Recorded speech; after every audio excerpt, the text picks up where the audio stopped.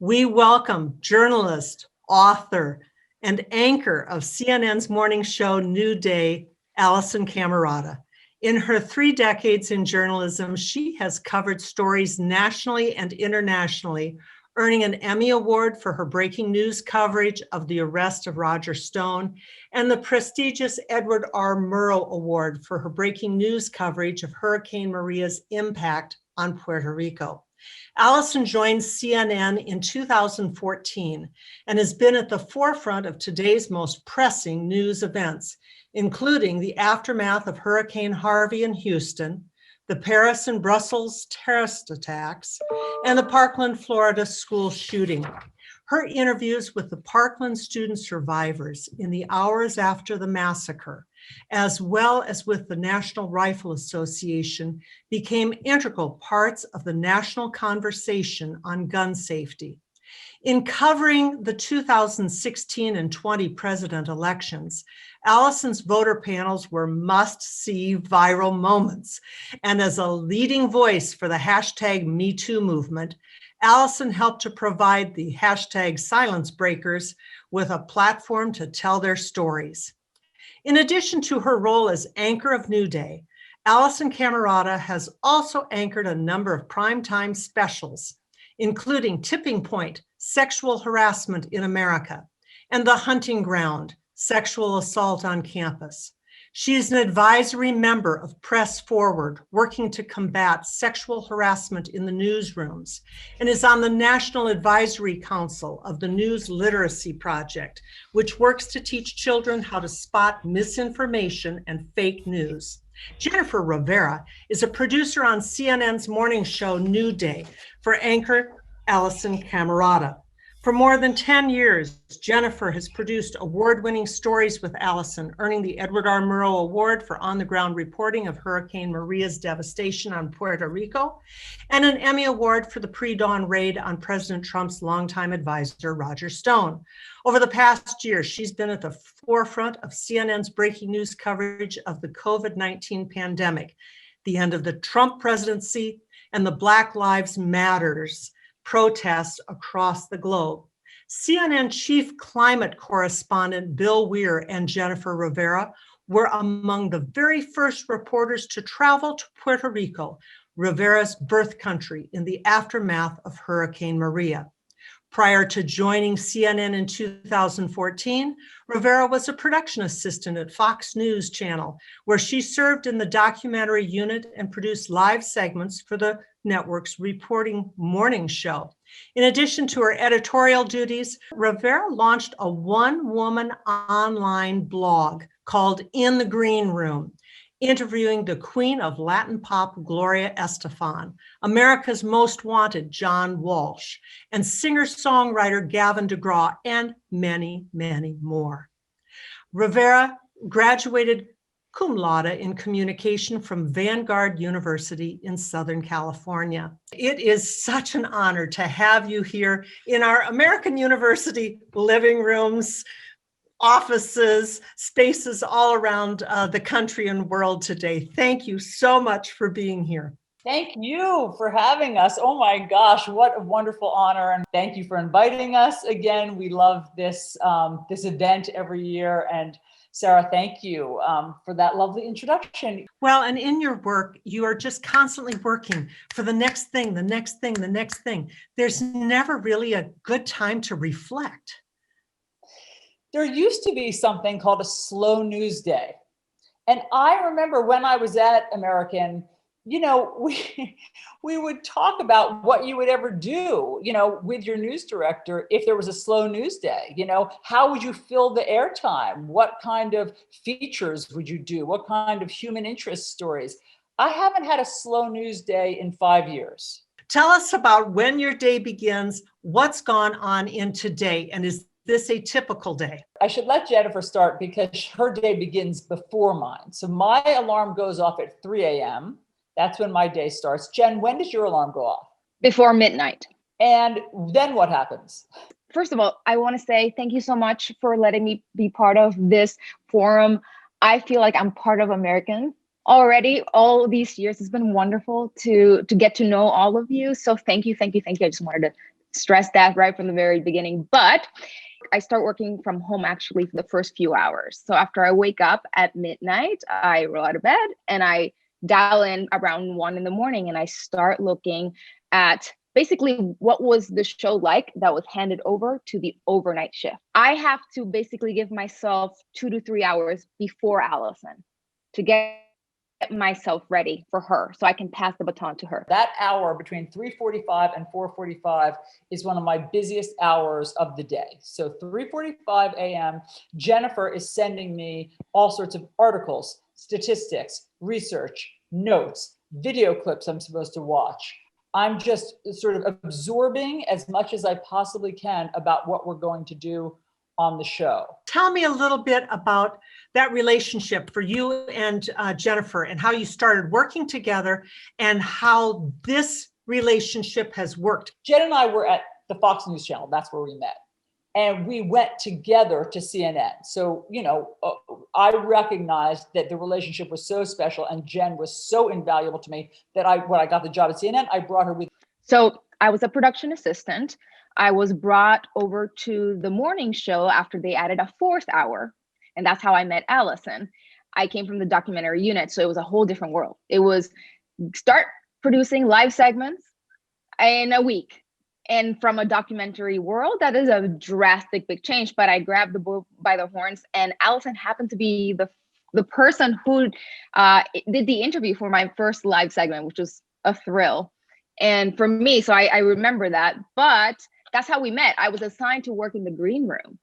And I was in charge of also giving her whatever she needed to be briefed with, in addition to dealing with guests, with the crew. I remember watching Jen spin all these plates, and I needed an assistant. And so when it was time for me to choose an assistant, I was like, who's that? She just was such a force of nature that I knew that I wanted her on my team. Today, there's little or no distinction between news and commentary. How is the viewing audience expected to be able to distinguish between what is news and what is commentary? Well, Sarah, it's really hard. It's really hard. And I agree with you. There's no bright line anymore. And cable news has blurred the lines. Once we went from, in our day, the half an hour evening newscast to 24-hour news. Yeah.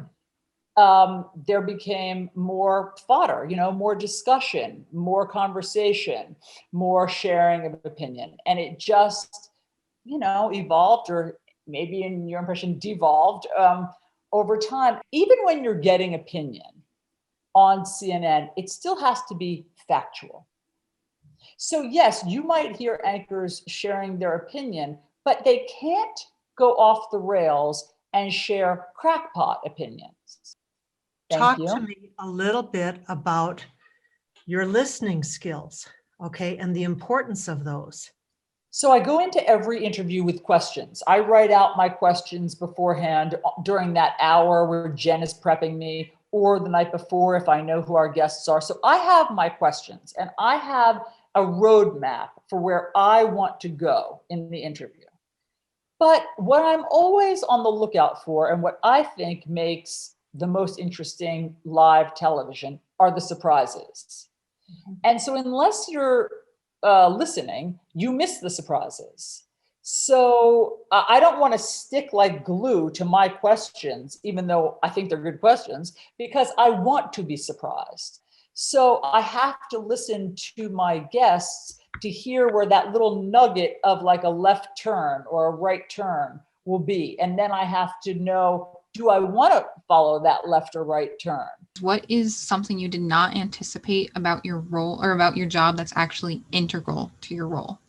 Well, I didn't anticipate the hours initially, especially now that I think about it. I've done these overnight hours for nearly 10 years. I never anticipated to do it this long, and obviously what it would require from me. But I'm very grateful that I pushed through.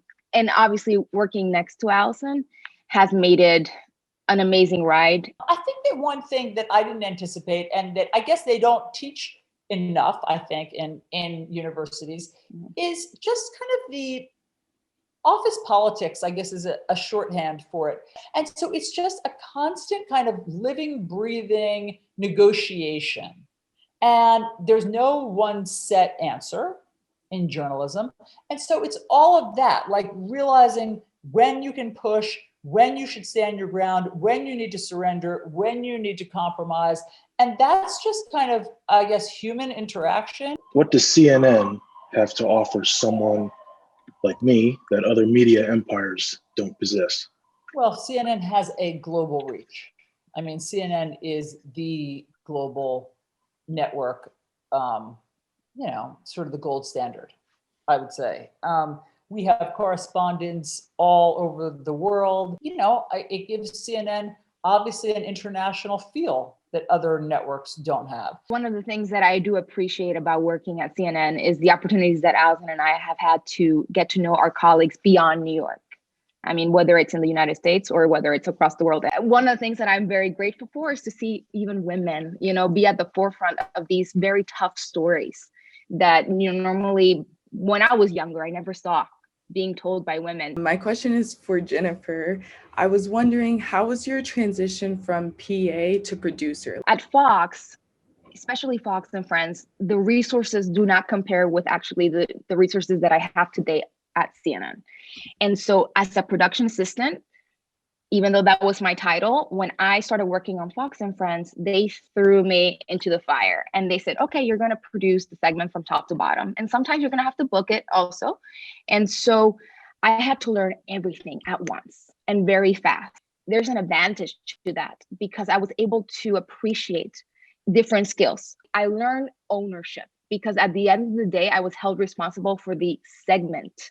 I think you guys should try to find an internship where you can get your hands as dirty as possible. So make sure when you're looking for your internships that you are able to have an active role, not just an observational role, like where you can do all that kind of stuff, because that hands-on experience that Jen is describing is obviously invaluable. In our current climate where journalists and news media are stigmatized as fake news and misinformation runs rampant, what steps do either of you take to fact check and preserve journalistic integrity? Right now, that is a big one. That is the scourge of disinformation and just complete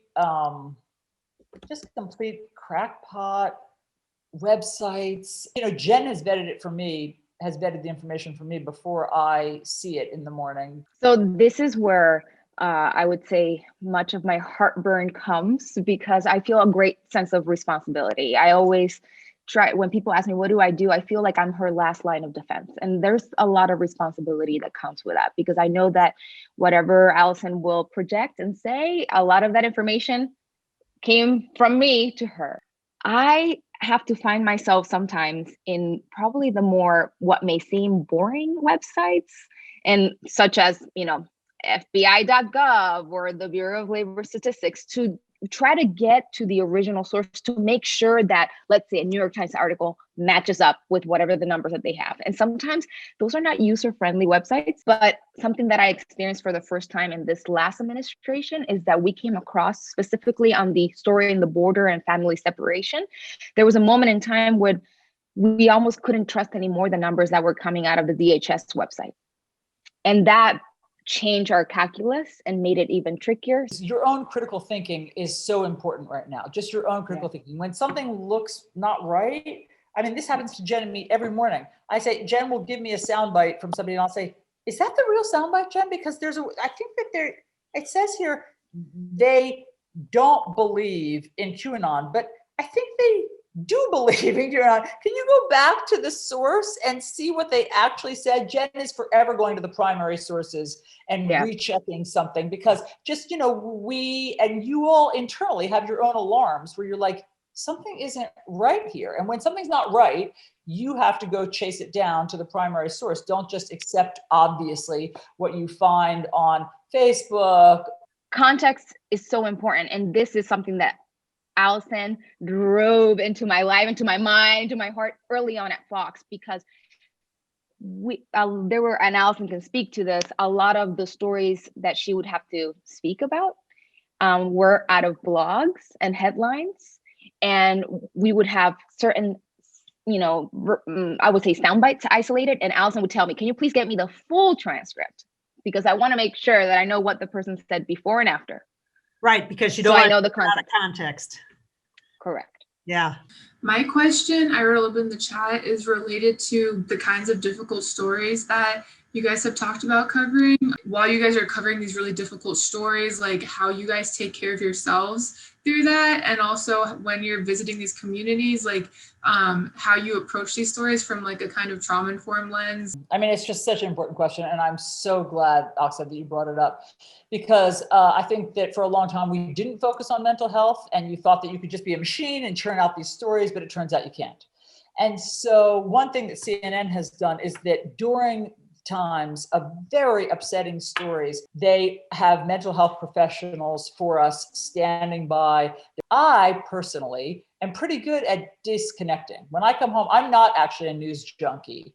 I am happy to, take a nap, turn my phone off, watch something mindless on TV. I do that all the time. But for everybody, even just consumers in the past few years, you guys, I have felt that the news overload and all of some of it's such hideous news, it's so upsetting, it's so tumultuous, that I support, I don't support cutting the cord permanently, because I do think it's important to be engaged, but I do support taking a news break. Well, self-care is so important, like Allison mentioned. Staying in touch with your community, whether it's your family, your friends, is so important, and not allowing because obviously one of the things that will happen is that you're going to be ingesting much more information than most of your friends and family members.